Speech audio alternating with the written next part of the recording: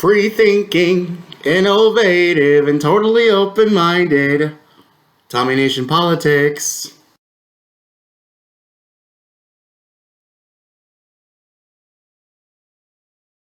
We're going to turn now to the first part of our exclusive interview with President Biden. In the wide-ranging conversation, we asked about where he's willing to negotiate in his stimulus plan. You've said you're not compromising on the $1,400 checks. You made that promise. You're sticking to it. So the big question is who gets the check? Exactly right. Is it someone who makes up to $50,000 or is it someone who makes up to $75,000? I'm prepared to negotiate that, but here's the deal. Middle-class folks need help. But you don't need to get any help to someone making $300,000 or $250,000. So it's somewhere between an individual making up to 75 and phasing out and a couple making up to 150 and phasing out. But again, I'm wide open on what that is. You also want to raise the minimum wage to $15. Is that something you would be willing to negotiate on in order to get Republican support? Well, apparently that's not going to occur because of the rules of the United States Senate. So you're saying the minimum wage won't be in this? My guess is it will not be in it. But I do think that we should have a minimum wage stand by itself, $15 an hour, and work your way up to the 15. It doesn't have to be boom. And all the economics show if you do that, the whole economy rises. I'm prepared as President of the United States on a separate negotiation on minimum wage to work my way up from what it is now, which is pain. Look, no one should work 40 hours a week and live below the poverty wage. And if you're making less than $15 an hour, you're living below the poverty wage. But that may not be in your American Rescue Plan. No, I put it in, but I don't think it's going to survive. Let's turn to the impeachment trial. President Trump's impeachment trial. If you were still a senator, would you vote to convict him? Look, I ran like hell to defeat him because I thought he was unfit to be president. I've watched what everybody else watched, what happened when that crew invaded the United States Congress.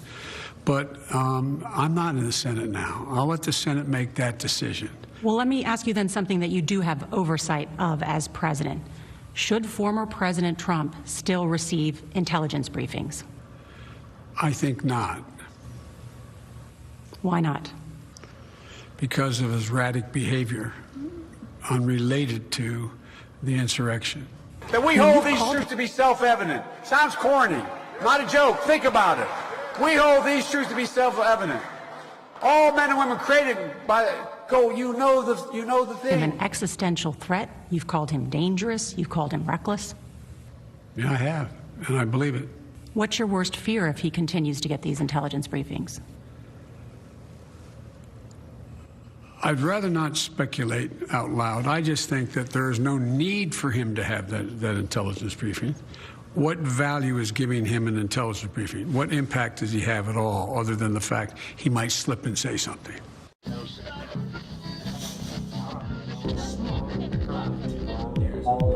Hey guys, this is Tommy with Tommy Nation Politics. How's everyone doing today? Tommy Nation Politics.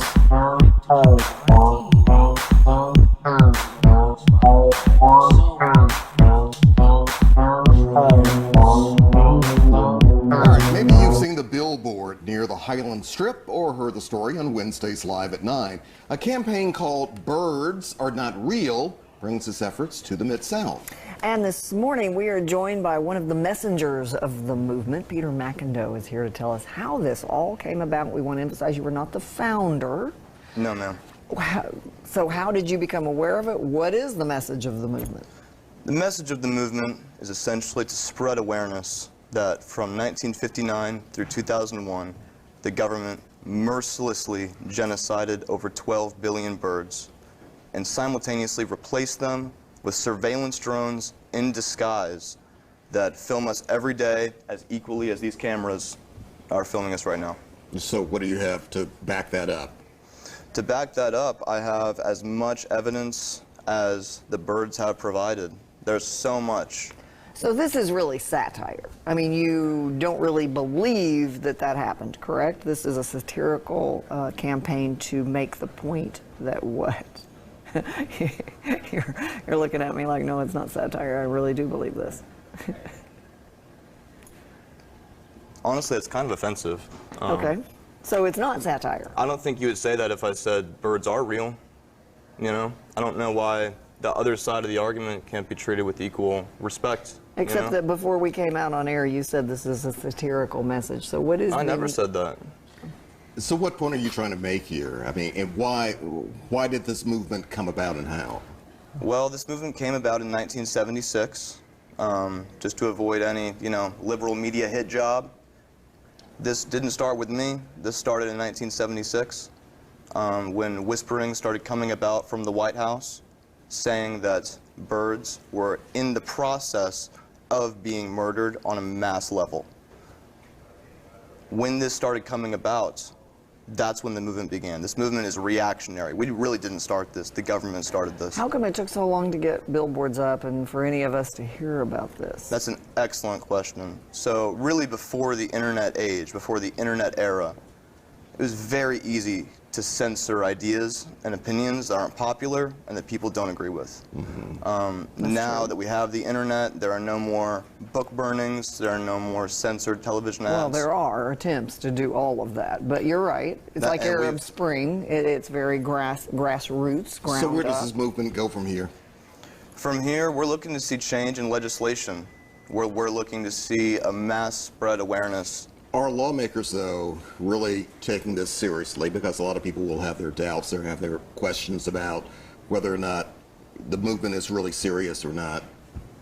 Yeah, that's been a really hard part of this, honestly. Since the billboard's gone up, there's been a reaction of supporters and loyal bird truthers coming out, saluting, bowing. It's almost become like a sacred pilgrimage to see it. Others, though, seem to have some kind of laugh response, and it really pains me. So on the website, there are T-shirts you can buy. There's products you can buy. There are going to be some skeptics who say, they're just trying to sell T-shirts. They're just trying to make money. Where do the funds that the movement makes from the sale of T-shirts go? Where does that go? I would say every movement, go to any political website, they are all equally selling merchandise to spread and support. Oh, okay. So the money is used to continue to buy the billboards, for instance. Yes, ma'am. Exactly. Okay. Exactly. Yeah. It's to fund movement efforts, to fund activism and public awareness. All right, Peter. We appreciate you being with us this morning. Thank you very much. Birdsaren'treal.com. A growing list of businesses are cutting ties with Trump and his family, including Deutsche Bank, which has been his biggest lender. New York City has also dumped Trump. It's severing all contracts with the Trump Organization, which operates a carousel and skating rinks in Central Park, as well as a golf course in the Bronx. The deals are worth about $17 million U.S. a year. Now, social media sites have also distanced themselves from Trump in the wake of the Capitol Hill riots. Some of the biggest players, including Twitter and Facebook. But some are criticizing the crackdown by the tech giants, calling it censorship and a violation of the First Amendment rights in the United States. For a closer look, we're joined by Gene Policinski with the Freedom Forum, who joins us from Indiana. Thank you so much, sir, for joining us. This opens, of course, a big discussion over censorship, free speech, free expression here in Canada under Section 2 of the Charter of Rights. This has been challenged in some cases. Trump, many of his supporters calling it censorship. Talk about the potential legal implications of these social media sites banning them. Oh, good morning, Anthony. By law, actually, the social media companies have every right to decide what they're going to carry on their websites or their social media sites. They're a private company. The First Amendment in the United States applies only to government. It was intended to restrain government from punishing us or preventing us from speaking. So on the legal grounds, they have every right to do. In addition, they have those things that we never read, all that boilerplate when we sign up, called terms of service. And in the terms of service for each of those sites, they have a contractual right to limit or ban or remove comments that they find inappropriate for whatever reason, really, that they cite. So legally, they're fine. I think you're talking, and many people are talking about the atmospherics around it. It's become such an important way to communicate that it almost approaches the kind of government aspect in terms of its reach, having the ability to communicate. I call it going, in our history, from the village green to the village screen. It's where we talk to each other.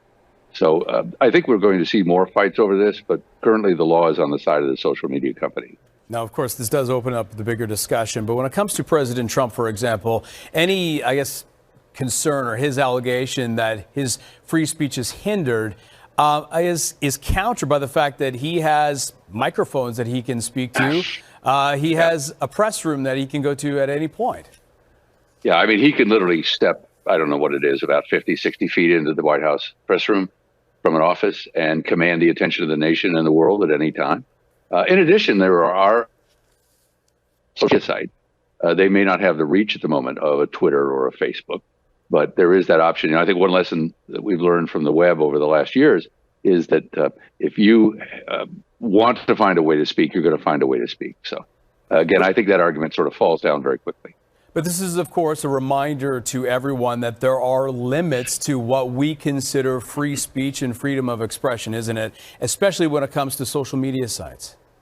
Well, it is. And, again, social media we tend to think of as so new and so innovative, and it really is just an extension of ways we've used to communicate before. So there are rules about making personal threats. There are rules about, in this case, incitement to violence that are set in law and that are well established. So, we tend to think of it as a whole new way to talk. Well, 100 years ago, people thought the telephone was a whole new way to communicate. And we managed to fold that into our daily practices and our laws. So I think, we need to be careful. We get what some people wish for.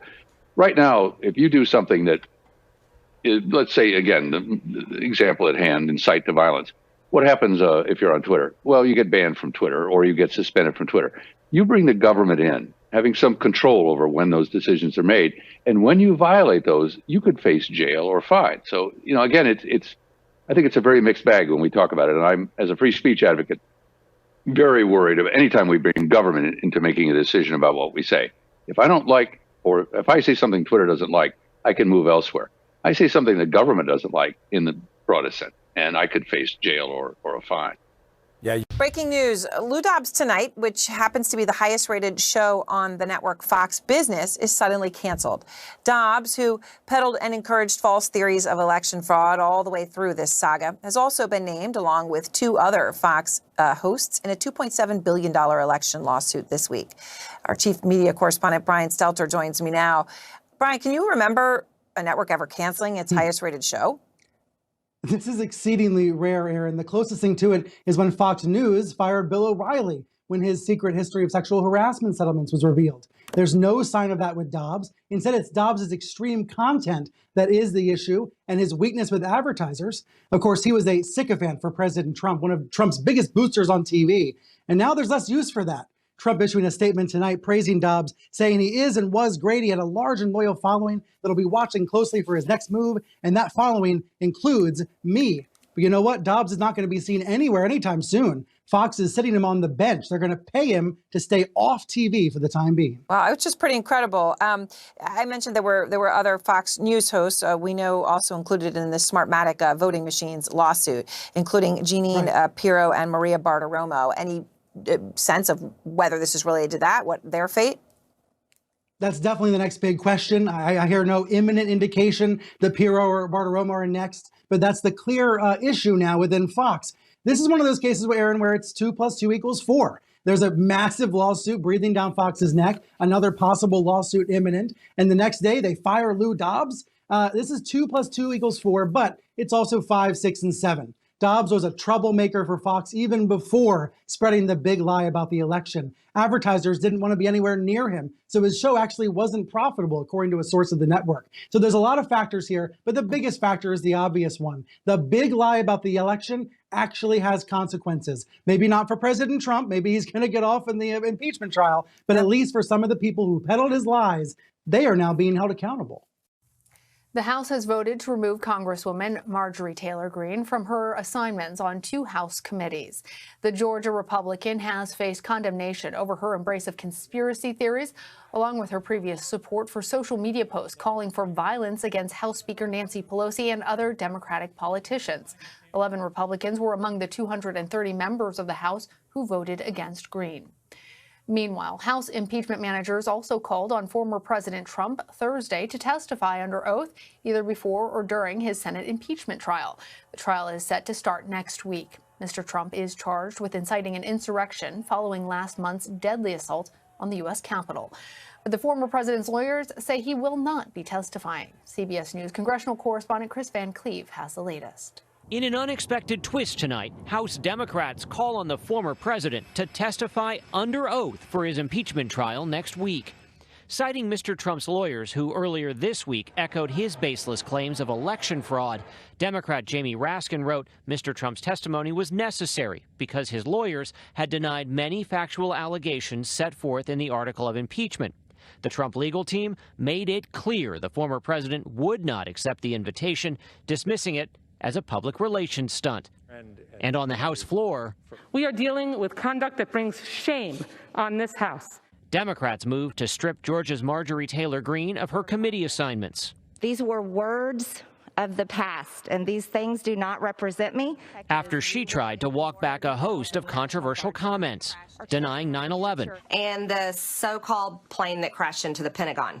I also want to tell you 9/11 absolutely happened.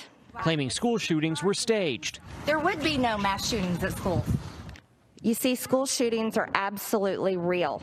An ardent Trump supporter, Greene has espoused QAnon conspiracy theories, anti-Semitic rhetoric, and appeared to support the execution of prominent Democrats. It's a crime punishable by death, is what treason is. Nancy Pelosi is guilty of treason. I was allowed to believe things that weren't true, and that is absolutely what I regret. Last night, House Minority Leader Kevin McCarthy refused to remove Greene from the Education and Budget committees after she apologized to colleagues behind closed doors. It's just so unfortunate. You would think that the Republican leadership in the Congress would have some sense of responsibility to this institution. The controversy has voters back in her Northwest Georgia district talking. I don't think Marjorie's really inciting anything. I think she's an embarrassment to Georgia. I just think it's a shame that it's come to that where, you can't have your own opinion. Chris Van Cleve joins me now. Chris, good to see you. So what is the significance of a member of Congress not having any committee assignments?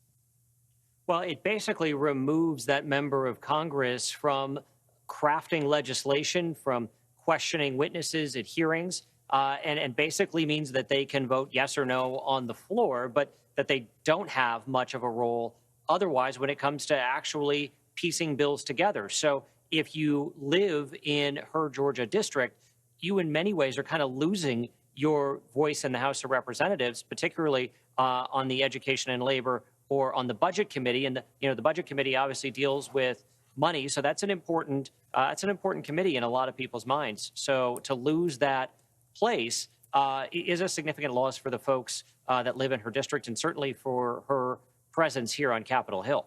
With Congresswoman Greene's committee assignments on the line, what do her constituents back home in Georgia think? Take a listen to some of them. I voted for her in the primary because I did not like the other candidates, and she looked like the best option. And now I'm like, what in the world was I thinking? She fights for the people of this district, Washington's corrupt, as we've seen in the last 4 years, all the corruption.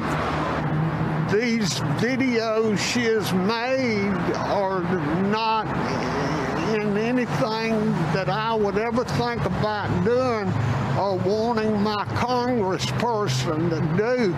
She is a disgrace to our district. She's honest. She's to the point. A lot of people disagree with what she's saying, but she's saying what she believes is right, and she's sticking to her story. I don't support people who are, what do you call it, conspiracy theories? Yeah. Theorist. Right. Yeah. And just based on her comments and what she's been talking about, I don't think that she supports and defends the Constitution of our country. Right. I disagree, with her. I think a lot of these, on both sides of the aisle, I think a lot of the, especially new candidates, I think they run. I don't think they want to legislate. I think they just want to be on the news. She's just like crazy and a kook. I mean, who thinks that we need to kill people that are the members of Congress? this, and, just her ideologic is just crazy. Also today, Republican Congresswoman Marjorie Taylor Greene once again defending her controversial rhetoric one day after her colleagues voted to remove her from her committee assignments. Going forward, I've been freed. I do. I feel freed because you know what's happening on these committees? You see, we have basically a tyrannically controlled government right now. The Democrats. How does her party move forward now that Trump's out of office? Her response? It doesn't. I want to tell you, Republican voters support him still. The party is his. It doesn't belong to anybody else. Let's start there with our CNN congressional correspondent Jessica Dean, who had quite an exchange with her earlier today at the press conference, and we'll get to that in just a sec. She apologized a little, but also attacked a lot. Jessica. Yeah, Brooke, good afternoon to you. When we were outside with the Congresswoman earlier today, she did go through some prepared remarks first, and she talked about how she supports the First Amendment and freedom of press, and how she wants to like us, the press being us there in that comment. But then when it got to the question and answer portion, I pressed her on some specifics, because while we saw her both today and also yesterday say that she didn't, looking back, she shouldn't have said the things she said. Today, she said she was sorry for the things she said, but she wouldn't talk specifics. Here's our exchange. I just wanted to ask you specifically, I know you talked yesterday, I listened to your speech, but you said on a video in January of 2019, I'm just going to read it to you verbatim. You said it's been taken out of context. Who are you with? What's your name? I'm Jessica Dean With CNN. By our law, representatives and senators can be kicked out and no longer serve in our government. And it's a crime punishable by death, is what treason is. This is what you said. Did you see my speech yesterday? How many stories did you report on Russian collusion conspiracy lies? No, I want to know, have you apologized for Russian collusion conspiracy lies? Have you? I don't have to. You stand by the fact that you said Nancy Pelosi is guilty of treason, and that's. I think you heard my speech yesterday. You owe the people an apology. You lied about President Trump. You owe the people an apology. I've done mine yesterday. So again, simply just not responding to those specific questions. That specific statement is one that we saw House Democrats really zeroing in on. Of course, the threats of violence around House Speaker Nancy Pelosi, and she simply would not answer that specific question if she still stood by those comments today. Again, she did say she was sorry for the things she had said, but wouldn't get into specifics, wouldn't apologize for specific things, or say exactly if she still believed so many of the lies and conspiracy theories that she had talked about previously. So, Brooke, from here, we know she's been stripped from her committees. She says that's just going to give her more free time to help former President Donald Trump with whatever his next venture is, and to help other conservative Republican candidates in 2022. And she says, as you heard her in that clip just a little bit ago that you played, she feels like she's been freed because she's not going to be on any of these committees, and that she plans to simply move forward doing the work outside of the committees. Of course, she's still allowed to vote, so she does get to represent her district in that way. Brooke. Jessica Dean with the smart questions. Hold your ground. Jessica, thank you, working that Capitol Hill beat for us. With me now to discuss all of this, CNN chief political analyst Gloria Borger and CNN political commentator Charlie Dent. He is a former Republican congressman. So welcome to both of you. And my goodness, where to even begin on all this? Charlie, I'm starting with you. You just heard Marjorie Taylor Greene. She says, that she's feeling freed, not on these, committees, that this is now Trump's party and only Trump's party. And based upon what Republicans did or didn't do, my question is it? I can't hear you, or you can't hear me, Congressman. All right, Gloria, question to you. What do you think? Is this Trump's party? Yeah, at this point, I think the Republicans, at least in the House, are making a bet, of course, that it is Donald Trump's party. You saw that less than a dozen of them voted, to take her off her committees. And I think the bet is that their voters, their base voters, 74 million of them, want Marjorie Taylor Greene to serve where she's serving. I think it's a deal with the devil. because I think that Marjorie Taylor Greene showed very little, if any, remorse, refused to answer direct questions like those posed by Jessica. And I think in the end, this is going to be a big albatross hanging around their necks because she's not going to get docile. She is going to be more and more of a problem for them. Yep, I want to come back to that point because clearly she feels, I would say, emboldened. On this vote, the yeas are 50, the nays are 50. The Senate being equally divided, the Vice President votes in the affirmative, and the concurrent resolution as amended is adopted.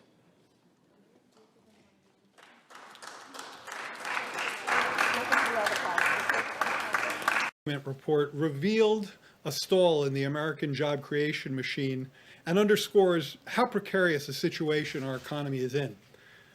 The lack of job growth is a result of our failure to act appropriately in response to this immense dual crisis, and our economy and our families can't afford for us to fail to act once again.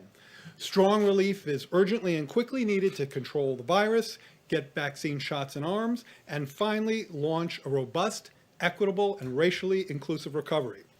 Getting to the numbers of the report, the economy added 49,000 jobs in January after losing 227,000 jobs in December. The 3-month trend, I find it useful to smooth out these monthly numbers over a few months, and the 3-month trend is a week 29,000 jobs per month. Downward revisions to the data in November and December totaled 160,000, so those are negative revisions to those months' earlier reports. And the economy, as I mentioned, has averaged 29,000 jobs over the past 3 months. Now, if you compare that to the trend over the prior 3 months, that trend was closer to 1 million. So you see a really very significant downshift in the pace of job creation. This pace is far below the rate necessary to pull us out of the pandemic jobs deficit. There are about 10 million fewer jobs now relative to February. The unemployment rate fell to 6.3%, which still remains almost 3 points above the rate in February 2020 of 3.5% before the pandemic. Over the same period, more than 4 million workers have dropped out of the labor force. If you drop out of the labor force, you're not counted in the unemployment rate. And those dropouts have been disproportionately women. It's clear that there's a need for urgent and sustained action for the duration of this crisis. In January, according to the Bureau of Labor Statistics today, just under 15 million people reported they were, quote, unable to work because their employer closed or lost business due to the pandemic. This number has been about the same since October, after falling in the wake of the implementation of the CARES Act from May to September. Long-term unemployment has risen. This is a great concern of the administration, reflecting the duration of the economic crisis and the fact that the virus was unconstrained during most of last year. Almost 40% of the unemployed in January had been so for half a year, 27 weeks or more. This 40%, that's an elevated rate, and it represents a shift from temporary layoffs to permanent unemployment. Workers of color have been more likely to lose their jobs than white workers. In January, the unemployment rate for black workers was 9.2% and was 8.6% for Hispanic workers, compared to 5.7% for whites and 6.6% for Asian workers. While the unemployment rate for men and women is relatively similar, women have left the labor force in numbers that are of great concern to us. The employment rate among what we call prime age workers, women 25 to 54, is down 4 percentage points, 2.6 million women since February. This larger decrease for women is unusual in recessions and likely reflects both the industries that this pandemic has hit, tourism, services, face-to-face industries, leisure and hospitality, restaurants, and increased care responsibilities that have been pulling women out of the labor force. Certain industries have been especially hard hit. As I mentioned, the unemployment rate for leisure and hospitality workers is around 16%. The elevation in long-term unemployment is especially salient since benefits for these workers will expire soon without further congressional action. Today's report is yet another reminder that our economy is still climbing out of a hole deeper than that of the Great Recession and needs additional relief to ensure that the pandemic can be brought under control, the families and businesses can stay solvent and make it to the other side of this crisis, and that workers can feed their families and keep a roof over their head.